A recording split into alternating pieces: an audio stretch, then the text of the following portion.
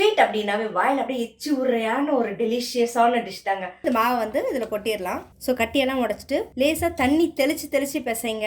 நல்லா மாவு ஃபுல்லாக பிசைகிற அளவுக்கு நல்லா இது பண்ணிக்கோங்க. எவ்வளோக்கு இறுக்கமாக பிசைறீங்களோ குலாப் ஜாமுன் வந்து நல்லா உடையாமல் இதாகி வரும். நெய் ஊற்றி நல்லா அப்படி இது பண்ணி வச்சுட்டு ஒரு 20 மினிட்ஸ் அப்படியே அதை ஊற விட்டுடுங்க. அது ஊறட்டும். அது ஊறுறதுக்கும் நம்ம வந்து ஜீராவை ரெடி பண்ணிடுவோம். இப்போது பாகு காய்ச்சறதுக்கு நான் ஒரு 400 கிராம் மட்டும்தான் யூஸ் பண்ண போகிறேன்.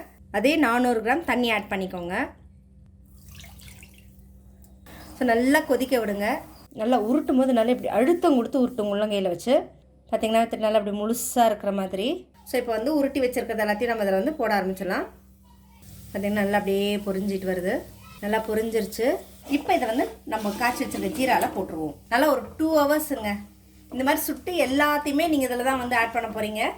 நம்மளுடைய சுவையான குண்டு முழு குலாப் ஜாமுன் ரெடி ஆயிடுச்சுங்க.